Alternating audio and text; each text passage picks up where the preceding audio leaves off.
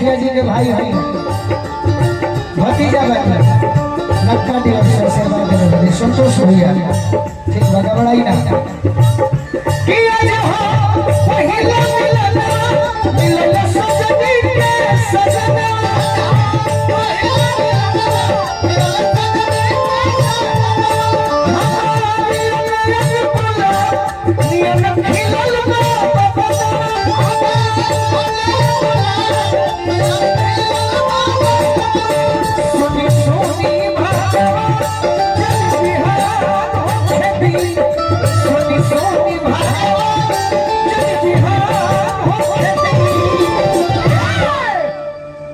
dance तो करो हम गाई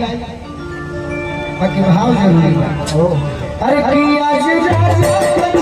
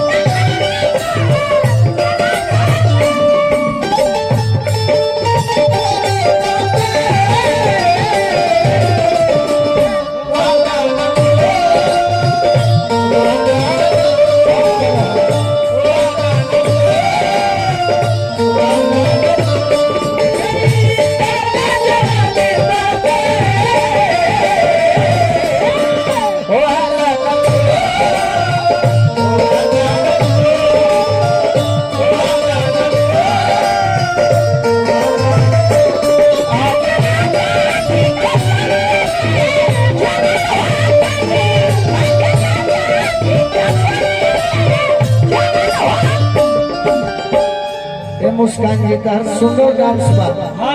तारा बहुत दीवाना हो के भइल बाकी और भी मेहनत करे है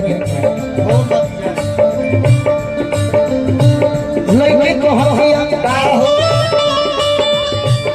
राजा जी के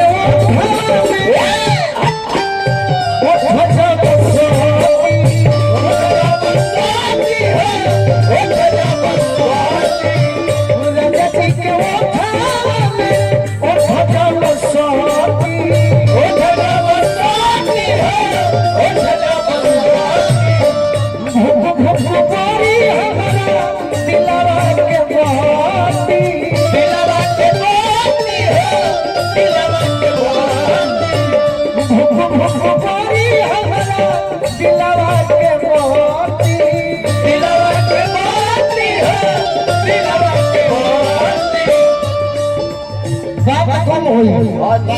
हमें गीत जाते हैं ऐसे कि महफिल हुई संगा